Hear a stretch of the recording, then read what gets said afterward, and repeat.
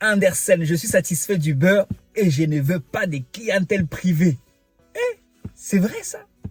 En tout cas, on va voir ça aujourd'hui dans un cas pratique que j'ai trouvé pertinent dans les groupes. Je vais te lire le témoignage de ses collègues. Je suis tombé pas dessus par hasard il y a environ 2 ou 3 semaines et je me suis dit il faut que je fasse une vidéo en lisant ces cas.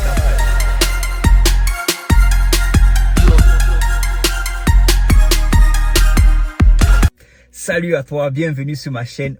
Ici, je m'appelle Andersen Isaac, je suis auto-bricolage.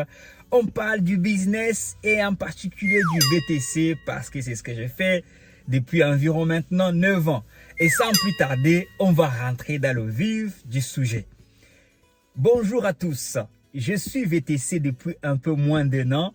Je viens du car et j'ai eu ma carte par équivalence. J'en avais marre de travailler le jour, la nuit, le week-end, les jours fériés et de coucher des semaines entières.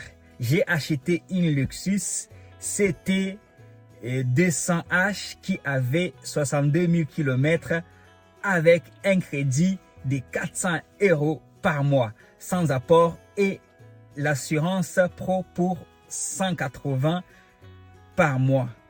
Je travaille qu'avec Uber du lundi au vendredi, jamais le soir et jamais le week-end. Je ne cherche pas de clientèle privée car je ne veux pas me coller d'impératifs horaires. Je ne fais jamais plus de 200 km par jour avec 200 km par jour avec une voiture qui consomme 5 litres au 100. Je dépanne aussi occasionnellement 4 à 5 jours par mois des boîtes de cars en rupture de chauffeur, toujours en tant que auto-entrepreneur. Une fois l'URSSAF et tout le reste payé, j'arrive à me sortir le salaire que j'avais en CDI, voire plus. En gros, gros point négatif, la couverture sociale et surtout la retraite où il faut cotiser à côté. Tout ça pour dire, ai-je oublié quelque chose? Car quand je lis tous les commentaires, j'ai l'impression que ces métiers, c'est la misère. Bonne route à tous. Tout ça faut dire. Et j'ai oublié quelque chose. Oui, quand tu lis les commentaires, pourquoi j'ai pris, dès que j'ai vu ce témoignage, merci pour le témoignage d'ailleurs, tu l'as fait au groupe à nous tous. Hein. J'ai dit, tiens, parce que je me posais des questions par rapport à ce que je communique, aux informations que je donne. Et ce témoignage, il y a beaucoup de choses intéressantes. Il y a beaucoup de choses intéressantes dans ce témoignage. Et j'ai vraiment, voilà quoi, mais il faut voir derrière, il faut voir les commentaires, il fallait être là pour lire les commentaires. Il y en a même qui ont dit, mais oui, mais t'as rien compris, pourquoi tu racontes ta vie, arrête de nous raconter ta vie, et c'est la chance du débutant, c'est comme ça que Uber fait avec les nouveaux. Une fois que tu seras un peu ancien, tu vas plus faire le malin comme ça, mais pourquoi? Enfin, ça, c'est important que je parle de quelque chose qui n'est pas de moi. Parce que c'est vrai que quand je parle de moi, je me dis peut-être que moi, je suis un ancien. Ça y est, je connais tous les vices du métier. J'arrive à supporter des choses qu'un nouveau ne peut pas supporter. Et je me suis dit non, il faut que je fasse une vidéo sur ces témoignages parce qu'il y a beaucoup de choses. Il y a beaucoup de choses très intéressantes. Après, il dit le gros point négatif de la couverture sociale, la retraite et cotisation, mais ça c'est partout pareil, hein. Sinon tu verrais pas les gens dans les rues, hein. Les retraités sont les premiers, la majorité des retraités se plaignent de ça, de ce qu'ils sont pas, ça, la couverture sociale, ce n'est pas particulier au VTC au fait, parce que s'il n'y aurait pas autant de grèves par rapport à la retraite, par rapport même avant la grève, les gens se plaignent de ce qui touchent pas assez, donc à côté justement, ils préparent sa retraite et c'est le bon plan. En fait, je sais même pas comment, si tu prends le temps de réécouter son témoignage, on peut revenir dessus sur certains points clés. Il est plein de sagesse, il est plein de conseils. C'est vraiment, moi perso, c'est vraiment un cas très pratique et très concret. Et je ne connais pas la personne. Hein. Je tiens à préciser, le témoignage il était sur le groupe de VTC sur Facebook. Je suis tombé dessus et je me suis dit, mais il est vraiment, c'est qui dit vrai. Pourquoi ça m'a beaucoup intéressé? Parce que je connais beaucoup de chauffeurs à qui les clients, la clientèle privée, ça ne les intéresse pas. Uber et Bolt et toutes les applications, ça leur suffit. Et lui, dans son cas, c'est qu'il dit, il vient juste de commencer. Ça fait même pas, ça fait quelques mois, il a même pas encore fait 1 an d'activité. Donc, franchement, je tenais à partager ça avec quelqu'un. Et parce que au bout d'un moment, je me disais, mais est-ce que s'il y a des gens qui se lancent et qui réalisent que c'est qu'on rencontre dans les vidéos, c'est vraiment parce qu'il y en a qui m'ont traité de vendeur de rêves apparemment, tu vois. Le gars ici te dit, voilà, maintenant je travaille que 5 jours. Et il y a un commentaire que je trouvais intéressant, il dit, mais oui, c'est bien, parce que tout le monde ne l'a pas critiqué, bien sûr, il y en a qui l'ont encouragé dans les commentaires. Il dit, mais justement, si tu en veux plus, si tu en veux un peu plus, tu peux même faire le double de ce que, parce que ouais, il donne le minimum, c'est ça, il choisit son rythme. Il choisit son rythme, et ça, je suis totalement d'accord avec lui. S'il y a un point qui me décourage avec la clientèle privée, c'est d'avoir des impératifs. C'est-à-dire que tu fais pas ce que tu veux. Il y a des gens qui veulent, il y a des gens qui aiment la liberté comme moi. Il y a des personnes qui veulent pas se prendre la tête.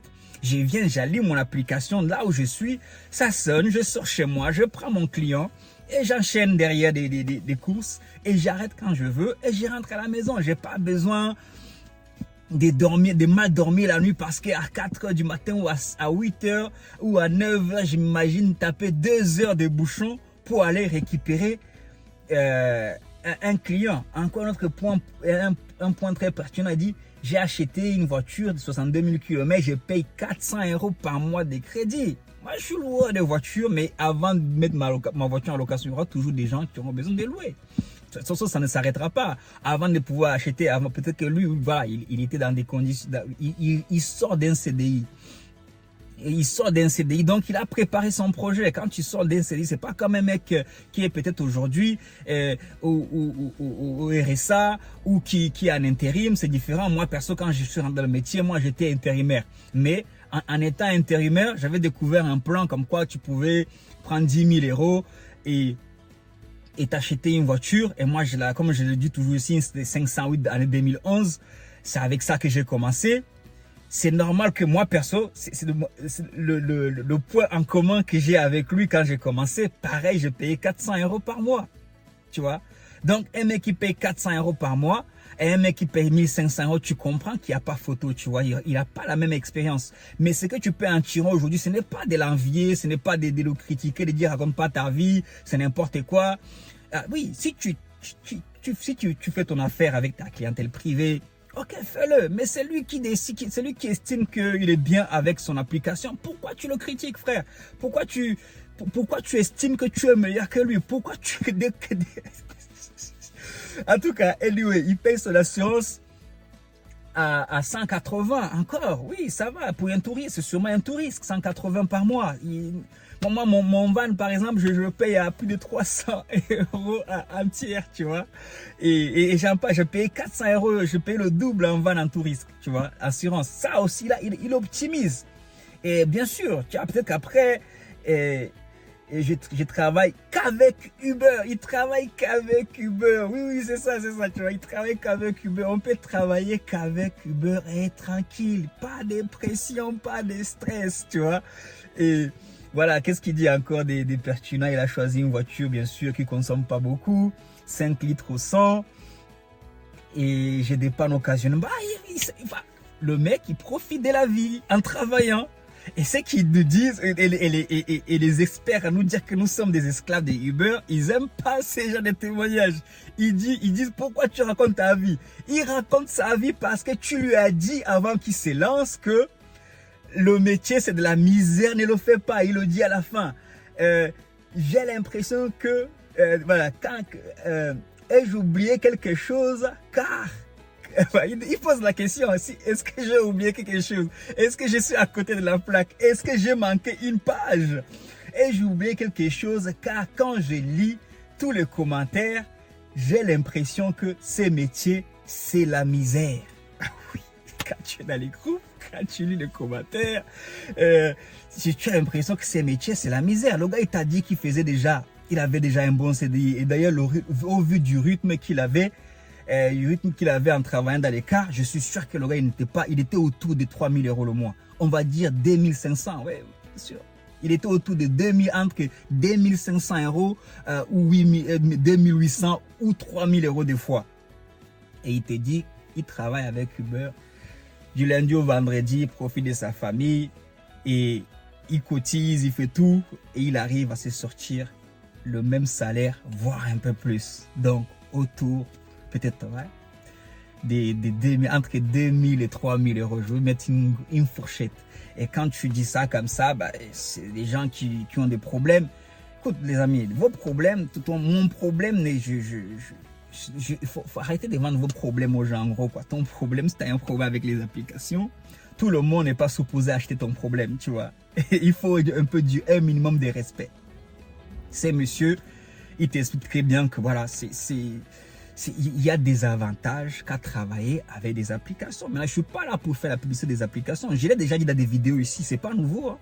J'ai déjà dit les avantages. J'ai déjà fait une vidéo à application VS clientèle privée. Et j'ai donné des avantages sur et pour moi, quand j'ai fait ces vidéos, il y en a même qui disaient mais il n'y a même pas photo. Comment tu peux trouver des avantages à travers une application? Bien sûr qu'il y a des avantages à travers une application. Ces messieurs viennent te le prouver. Ces collègues, ces jeunes collègues que je ne connais pas, viennent te démontrer qu'il y a beaucoup d'avantages à travers une application privée, et aussi des avantages à avoir sa clientèle privée. Ça, on reviendra peut-être dessus aussi. Je ferai encore des vidéos. Quels sont les avantages? Rien que pour ça, tu vois, à avoir sa clientèle privée. Et comme beaucoup me le disent dans les commentaires, il peut beaucoup faire mieux que ça, tu vois. Et alors, mais chacun choisit au fait. On est dans un pays libre. Libre aussi, les amis, c'est de venir aussi sur YouTube, donner son témoignage. C'est de venir aussi sur les groupes Facebook, donner son témoignage sans qu'il y ait des petits malins qui viennent t'insulter parce que tu ne vas pas dans leur sens. Parce que tu ne réfléchis pas comme eux. Parce que ta stratégie est différente de la leur. Et les amis, en tout cas, je l'ai fait pour ceux qui se poseraient encore des questions. Pour ceux peut-être qui viennent de se lancer, qui doutent encore que c'est possible. Ces messieurs vous posent la question, oui, qu'est-ce que j'ai manqué dans mon témoignage? Est-ce que j'ai raté une page? Et ça, il n'a pas l'air d'être un novice. Hein. Au vu de comment il bossait dur dans les cars, ce n'est pas un novice dans le transport déjà. Il est très bien conscient de la réalité. Et je tenais vraiment à partager son témoignage à bon entendeur, bien sûr. Si moi aussi je manque quelque chose, n'oubliez pas de mettre ça dans les commentaires. Si j'ai raté une page, n'oubliez pas de le mettre dans les commentaires. Toujours dans la bonne humeur. Likez, partagez, abonnez-vous. On est là pour que chacun puisse avancer, pour que c'est important de voir clair. C'est important vraiment d'être sûr de son projet et ça augmente la confiance en soi au fait que de te dire est-ce que je suis en train de faire la bonne chose, et les témoignages comme ça viennent confirmer à certaines personnes que non, au fait vraiment c'est possible. Si lui dit ça, si c'est pas Andersen qui le dit, donc c'est possible. Donc apprécie son témoignage, apprécie cette vidéo. Et comment tu fais pour l'apprécier? C'est en likant, en partageant une personne qui doute de son projet et surtout en t'abonnant. Sur ce, ciao, ciao, ciao, bye bye, God bless you, peace.